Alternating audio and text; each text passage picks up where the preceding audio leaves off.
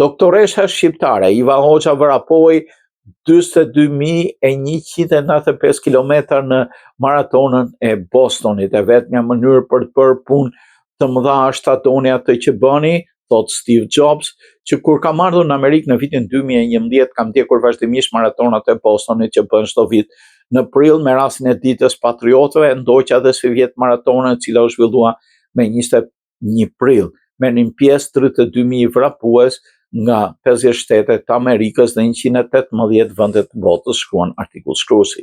Desha të di, a kishte marrë pjesë si vjet ndonjë shqiptar apo shqiptare nga kërkimet që bëra mësova se mjekja e re 30 vjeçare Iva Hoxha ishte një ndër 32.000 vrapuesit. Të nesërmen e maratonës e kontaktova atë dhe mësova për rrugtimin e saj në Amerikë dhe pjesëmarrjen në maratonën e 129 të Bostonit. Në vitin 2010 familja vjen në Amerikë me llotari dhe vendosën në qytetin e Worcesterit, një orë larg Bostonit. Iva ishte 16 vjeç kur mbriti në dheun e dytë. Pas mbarimit të shkollës mesme vazhdoi për 4 vite Universitetin Clark, ku diplomuar për biologji dhe studime paramjekësore. Më pas vazhdoi Universitetin New England College në degën optometri për syt, bërë edhe një vit specializim për syt në Spitalin e Veteranëve në Boston, gjithsej 9 vjet studime. I mungonte Shqipëria, pasi siç ka thënë Horaci, qiellin, por jo shpirtin, ndryshon ai që shkon për te i detit. Por Iva gjente mënyra për ta ndjell pranë Shqipërinë, tani punon mjek në Spitalin e Syve dhe të Veshëve në Boston. Tre janë pasionet e mia, thot ajo, kujdesi për pacientët, rritja aftësive profesionale dhe mbledhja e fondeve për një të ardhme më të mirë për kujdesin ndaj syve.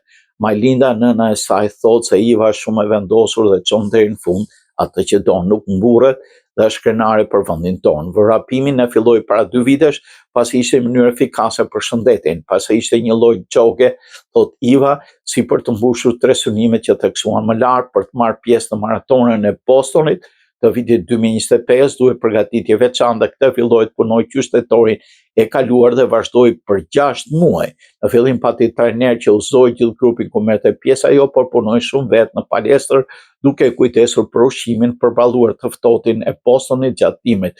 Bënte vrap parë se shkonte në punë, duke filluar në orën 4:30 ose pas pune, nga ora 6:30 deri në 8 të darkës, pas testeve që u bënë, u miratua për të marrë pjesë në maraton.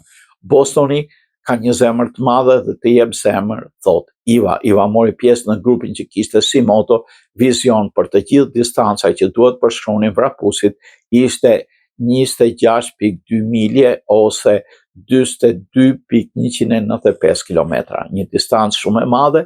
Unë mendoja se veprimi bëhej në rrugë të sheshtë, por nuk ishte kështu. Iva më shpjegoi se në fillim nis me zbritje, pastaj me ngjitja është më vështirë, dija lodhje, por do ta përballoj, thosha vetes. Gjithë itinerarin e bëri në 4 orë e 14 minuta. Kishin dalë ta prisnin 2 prindit e saj, Majlinda shkëlqimi, vëllai Deni, i cili ka mbaruar në Universitetin e Harvardit dhe të afërm të tjerë. Pyetje se a do marrësh pjesë përsëri në maraton, ajo përgjigj, do marr patjetër.